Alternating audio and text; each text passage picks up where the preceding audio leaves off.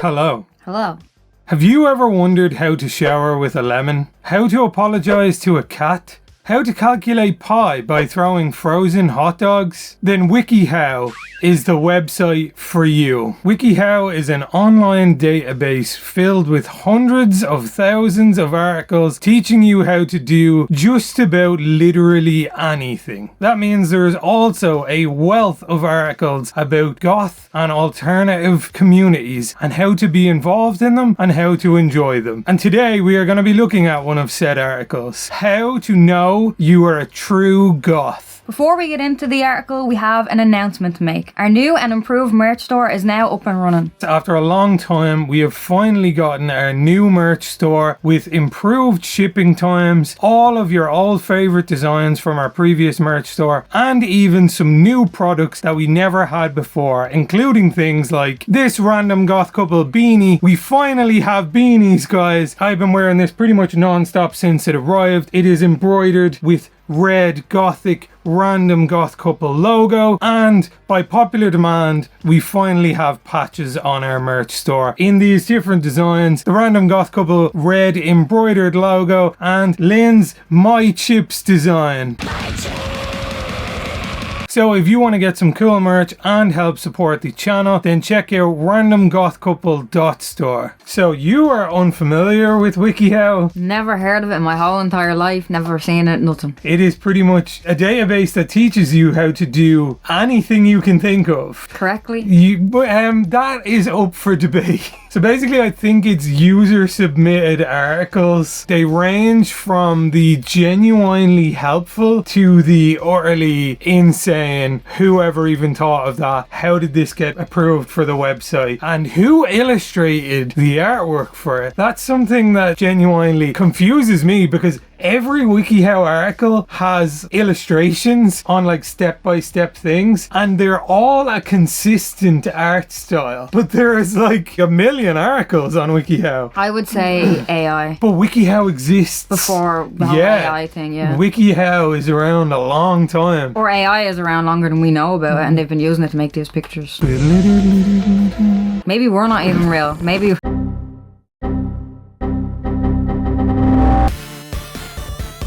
Disclaimer before we start this. This is obviously satire. We are just looking at this for comedic purposes. Do not take anything this article says seriously, unless it happens to be genuinely helpful and nice. But take everything probably with a massive grain of salt. So let's get into the article. You've considered yourself to be goth for a while, but then you stumble across an online forum, group or article, and it's not quite as it seems. Goth is not what you thought it was. So now you're questioning whether you've been a part of the scene at all. Are you truly part of this nearly half a century old subculture? You could take endless internet quizzes, consult large numbers of people, or stare in the mirror for countless hours. But will that all fall into the definition of a goth? If you really wish to sort out, once and for all, the stereotype from the fact, this article might be for you. I can't tell you the countless hours I've spent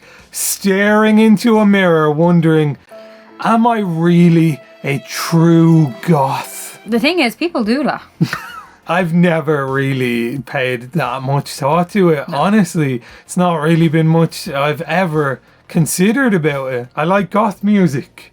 Pretty sure that's all the boxes I need to check. Step 1. Determine whether or not you're a poser. This is step 1. It's not uncommon for you to be trying too hard. But if you want to be honest with yourself, you need to answer this question. Am I trying to be something that I'm not? It's fair. It's okay to like goth fashion and not be a goth. And it's okay to listen to the music and not be goth. If you're forcing yourself to act a certain way or trying too hard to be something you truly aren't, then just stop. Stop it.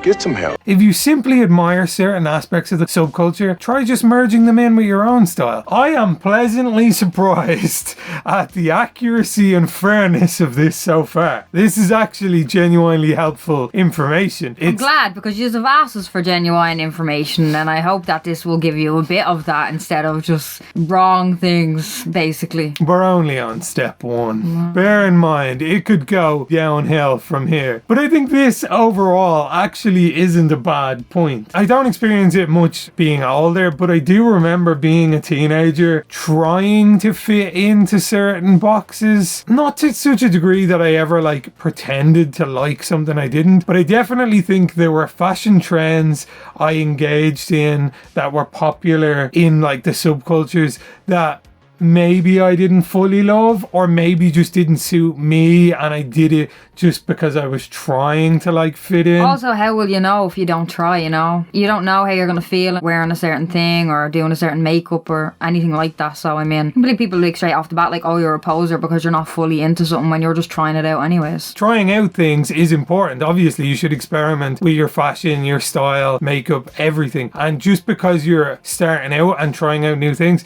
doesn't take away, I suppose, from your genuine interest in it, which I would have dumped on this article for if it wasn't for the fact that it rounded off the end of the point by saying it's okay to like these things and not fall into a certain box. Which is true. And I especially like that it said it might just be a thing of you like certain aspects but not everything, so you should try combine it or merge it with your own interests. Like I do that with techwear and stuff because I'm really interested in techwear, but I would never be a solely techwear person. I really like the style and elements of the style, so I always try to incorporate that into my own personal style by making it sort of more darker and gothic looking. And guess what? You can do both. You can do many things. You don't need to just do the one thing. You don't have to do the one thing. You don't have to wear the one style. You don't have to listen to the one thing. Like what? Yeah, don't suffer through your life pigeonholing yourself just because other people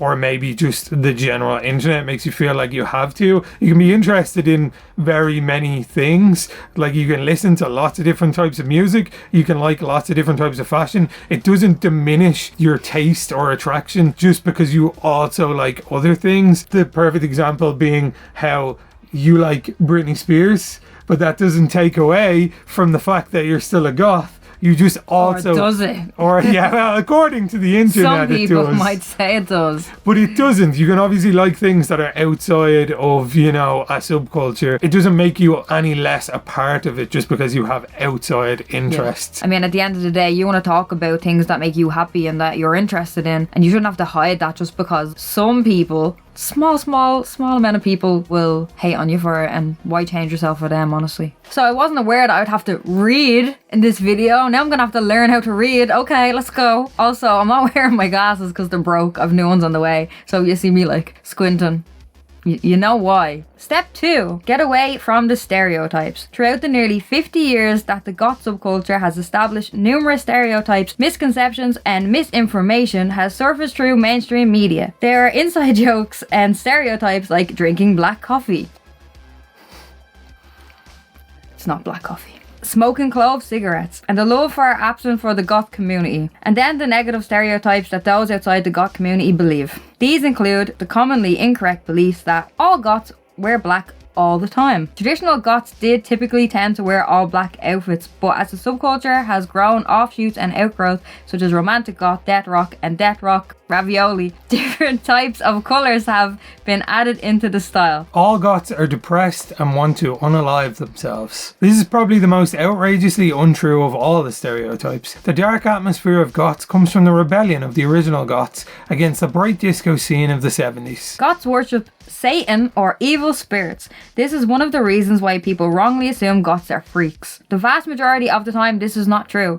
There are many goths who are atheists, Christians, Jewish, Muslim, Wiccan. Just believe in yourself. No, just be yourself and believe or not believe in what you want to. Yeah, I think stereotypes are a massive thing with goths, emos. In the goth subculture, we've sort of adapted and we embrace the stereotypes and we tend to make jokes like ourselves about it. But obviously there are a lot of harmful ones. The depression one we've talked about in a previous video. I don't think there is a higher percentage of goths who are depressed than there would be in the general population. I would say it's probably the same. There might be a slightly higher amount of like goths who are depressed in comparison to like your average person, but that says just more about people being drawn to darker things because of it rather than it being an actual part of the subculture. The Satan worship thing I've gotten like a million times.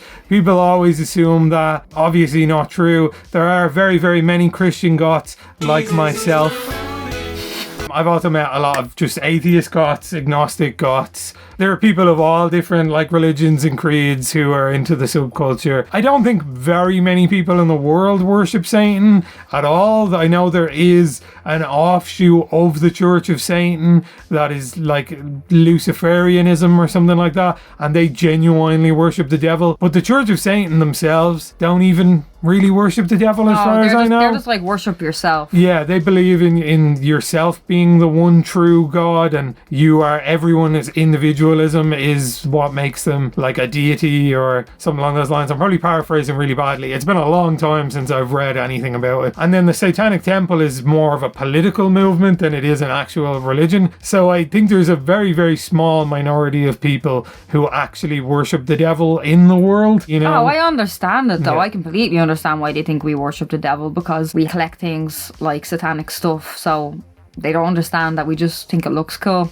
We don't actually worship Satan. One thing that I would pick on, but I mean, I'll probably be considered wrong on this one, but it said while the original goth subculture, everyone did sort of wear black. I don't think that's entirely true. I think that misconception came from the fact that a lot of the photography from back then was black and white. Correct. Whereas if you actually look at colour photographs from the time when the subculture came about, people were wearing a lot of colours because the fashion was heavily thrifted and DIY and hand-me-downs and Not stuff. even just that, but like bands like Susie Sue and The Cure, and like they all wore like yellows and blues and everything. And no offense, but for people saying to me like, oh, you're wearing pink and you're supposed to be goth, if you just look back at the people that you worship and that you call goth, they literally were wearing like blue and yellow, and I'm pretty sure pink actually. Yeah, you're like, oh, The Cure and Susie Sue, so goth, and yet I'm not goth for wearing pink. There are like a large portion of the community that will wear just all black all the time because they prefer how it looks. But to say that the subculture when it started out, everyone just wore all black all the time is not true. While black was a big feature of outfits, it was a common thread amongst everyone. Obviously the fashion was so different from person to person, it was hard to nail down really any specific traits about it other than the fact that they would probably accessorize with colours on top of black clothing. But like you said, especially in the makeup back then, there was a lot of colour. Blue was very popular. Baby blue, aqua blue would be featured a lot in makeups. And due to the fact that people wanted to thrift and DIY a lot of their clothes, they were usually wearing a lot of like older clothes which had even like floral designs and different patterns and stuff on it. So that's the only hole I'd really pick in this. It is in the point about them saying not all goths wear all black all the time, but to say that when the subculture started out everyone wore all black and that's where that connotation came from, it's just not true. Yeah, like we weren't there, we don't know, but from what we've seen, it's not true. But you have to remember as well that goth did evolve from punk, and punk is very, very colourful. You'll see punks wearing like red tartan pants, yellow tartan pants, green, purple tartan pants. People will have green, yellow, red, blue mohawks. So that was adapted into goth fashion. But I will admit, I'm afraid of a lot of colour. Like I like pink and stuff. Like sometimes I'll do a yellow eyeshadow, but we do mostly wear black. I have a tendency to lean towards all black and then maybe red and then some purples and stuff. I don't think I'd be doing the bright blue eyeshadow. But you have done. Well, yeah, I have actually. Like 3 times, 4 times actually. Never mind. More times than I have. The glittery blue look was good. I should bring that out more. And the blue lipstick. The artwork on this next step. Look at this. This is genuinely... This is so good. They did their research. Step 3, evaluate your music taste. Open that Spotify up now, everybody. Yeah. Come on. Show me your Spotify. Screenshot it. Show send me your it to Spotify. Us. We want to know. I always do this to Conor. I'm like, come on then, tell everybody. What have you been listening to today? It varies on a day-to-day basis. At core, Goth is a music-based subculture, so in order to consider yourself goth, your music taste must contain goth music. A subculture must have aspects, traditions and characteristics which make it what it is, and a common ground for all the people who consider themselves as a part of that label. Much like the metalhead subculture, goth is also based around music. Goth music genres include post-punk, goth rock, second wave goth rock, dark wave, death rock, cold wave and ethereal wave. There are also goth-friendly music genres that a lot of goths listen to, but don't come from goth itself. This includes EBM, industrial, and some metal genres. Some people think that by saying goths listen to goth music means that goths can only listen to goth music, which isn't true. Just as long as you listen to goth music, you can be considered goth. Doesn't matter what else you listen to. There's facts. Surprising amount of clarity coming from this article. I would like to know who wrote this. Like, this is a lot of stuff that we would say and have touched on in previous videos. It is true, goth is a music-based subculture. It is the common ground that everyone in the subculture relates to. That being said, I do hate to turn around and say to someone, if you don't like any goth music, then you cannot consider yourself a goth. But it is just genuinely true. You can dress in goth fashion and enjoy goth fashion, but if you don't enjoy any goth music at all, you probably just like goth fashion or gothic fashion, or as I like to say, dark alternative fashion. Yeah, like people are always like, oh, well, I don't know what to call myself because I like dressing goth, but I don't listen to the music, and people are getting angry, and I'm like, it's as simple as just saying gothic instead of goth. Just add those extra letters on and you're good. Nobody can call you out for that. They can't gatekeep the word gothic. I feel like that's where a lot of the gatekeepy elitism like mindset comes from online. It's about how protective people are of the subculture because they're like, it's about music, so they will try to like attack people, and then they get this weird sense of superiority, like this sort of God complex, because they're like, I am the true goth, I only listen to this music. Yeah, if you don't like this, then you're not a true goth or whatever. Obviously that's not the mentality you should have. If you're into the goth subculture, you should try get people interested in goth music without just disowning people immediately for like a lack of understanding or not having found the music yet. Also, like we mentioned earlier, you could be new and just trying this out and you only know a certain amount of bands, and that's fine. You don't need to know everything. If you are actively interested in it and trying it out and listening to things and trying to discover things and learn, no one should make you feel bad about that because you're literally starting out new in the subculture. Step 4. Do more research into the goth genres and discover your favourite sound. So this one essentially goes over like what it touched on in the previous point. There are many different like subgenres of goth music. They are all sort of influenced by the original movement, but they can vary differently from post-punk, dark wave, death rock. There are different sounds to them, so if you don't enjoy one specific subgenre, check out the others. There might be things that you like about them. If you're into faster, harder music like punk, then you might be obviously more interested in death rock than you would be in dark wave. But like I said, there is a vast amount of different sounds under the goth music umbrella, and I genuinely think there is something in there for everyone. So you should try out different subgenres and figure out what you particularly like. Step 5. Considering your clothing style. Fashion has always been a part of the subculture, but it is almost secondary to the music, as the music is the core of the subculture. Contradictory to belief, goth fashion came from the original goth musicians opposed to period clothing like Victorian and Edwardian. Goth fashion was popularised and defined by the likes of Peter Murphy, Dave Vanian, Susie Sue, Patricia Morrison, Specimen and Robert Smith. Typical goth fashion and accessories include fishnet tights over arms, usually ripped and shredded, popularised by Peter Murphy. Yep, I definitely fall under that stereotype. Winkle pickers, spiked heels, pointy toe lace-ups, shiny thigh-high boots, or Doc Martens. While I haven't unfortunately gotten a pair of winkle picker pikes yet, I do have pointy toe lace-ups, shiny thigh-high boots. Mine are matte, they're not quite shiny. Silver jewellery such as silver skulls, human skeletons and bats, or religious imagery like crosses made into chunky rings, brooches and necklaces. Yep, I am checking all the stereotypes right now. He's a walking stereotype, everybody. Leather, PVC, lace, velvet or silk. Now who's the stereotype? Not me.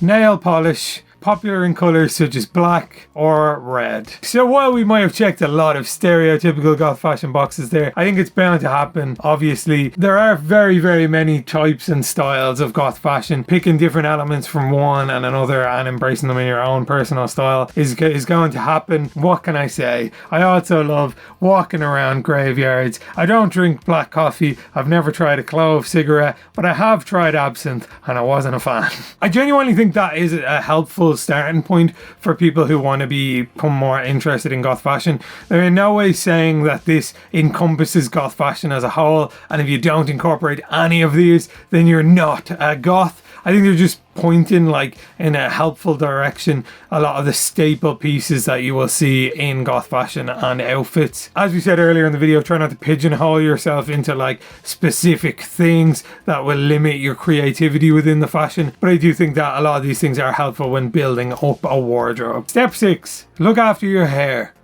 That's just life advice, I think. That's just life advice in general, and coming from me, yes, look after your hair. You'll regret it later in life if you don't. Tip number 7. Check your makeup. You have black in your hair and your teeth. Yeah, good tip. Like the fashion, goth makeup is also based off how the goth musicians used to wear it. Some examples are Egyptian, Cleopatra inspired makeup, such as how Susie Sue wore hers, or solid blocks of blue, purple or metallic eyeshadow. Okay, so they're like saying what we just said. Death brows. Is that like... I think that's the death trad brow? goth. Very angular lines in the eyebrows, and then they come up here. Never knew they were called death brows. Yeah, that's a good. Makes sense. That's a great name. Popularized by Daniel Ash, they were drawn on in black and flared upwards. Don't be afraid to experiment with eyeliner and eyeshadow while drawing death brows. Female eyebrows were either thin and high art like Morticia Adams, or pointed triangular and thick like Susie Sue. If you don't necessarily like the style, you don't have to wear it. Create your own version. But a lot of fans of the music dress like this because they were influenced by their idols. I'm glad they're saying if you don't like it, you obviously don't have to do it. You can come up with your whole new type of eyebrow. You can have the McDonald's logo. You can do whatever you want. The Egyptian thing I've seen a lot. I've even done like a similar style makeup look. I do like that they included solid blocks of blue, purple or metallic eyeshadows to let you know that it doesn't have to be all black and white eyeshadow and lipsticks. I mean, I know right now I am only wearing black and white, but that's just because I am lazy and I couldn't find my coloured eyeshadow palette. Step 8. Get into the local goth scene and participate in goth festivals, nightclubs and concerts. If you can, of course, meet new people in your scene and hear stories from when the elders were around. Festivals like Whitby Goth Weekend and Wave Gothic Thrifting can help you become immersed in the subculture and can help you become more comfortable dressing the way you dress and the way you present yourself. Yeah, that's great advice. I think we've said something similar before. If you have the opportunity to go to any sort of like concerts or club nights or festivals, it's obviously going to be a lot more easy for you then to feel comfortable dressing in the style because you're going to be surrounded by like-minded people. You're going to meet people that you probably will like and get along with because you have similar interests. Unfortunately, it's not a possibility for everybody based where you are in the world or like because of your age. But don't forget that we live in the year 2023, so there are online communities that you can get involved in. There are Discord servers, Reddit pages, Facebook groups and other online communities you can get involved in to find other like-minded people in the subculture. In saying that, it's definitely not essential.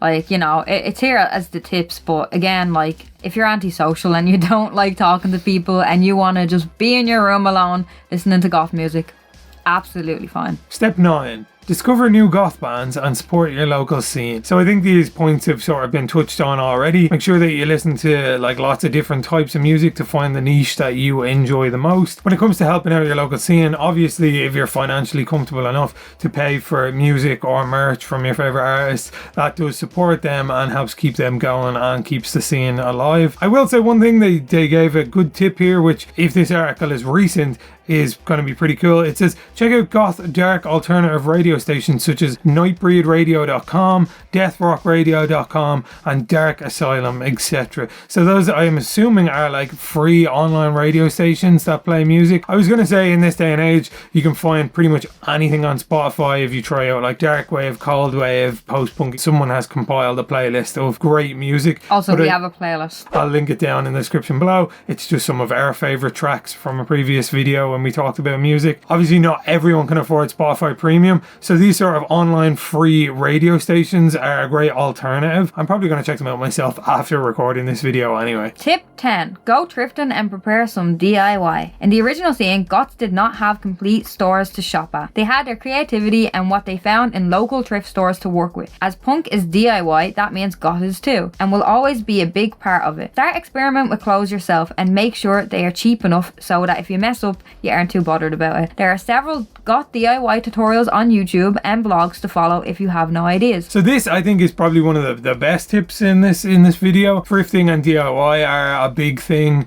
within the subculture. In 2023, there are lots of fast fashion brands like Killstar, Punk Rave, Dark in Love, Dracula Clothing, etc. So people tend to fall into this trap of thinking like, oh, I have to buy these expensive goth brand clothing to be considered goth. And while that is a thing, and you will see a lot of people wearing like Killstar, Punk Rave, etc. at like festivals and concerts and club nights, there is still like a massive DIY thrifting element to the goth subculture. And thankfully, your favourite alternative YouTubers right here are currently working on a video about thrifting and DIY that pretty much covers all the steps in this exact tip right here. We've been recording a DIY thrifting video for the past 3 weeks where we go around to different like charity stores and vintage stores picking up items of clothing and putting together outfits, just to show you that you don't have to wear expensive goth brand clothing to be considered goth. And another thing is, it definitely can help if you get like one staple piece. Like for example, if you go and get like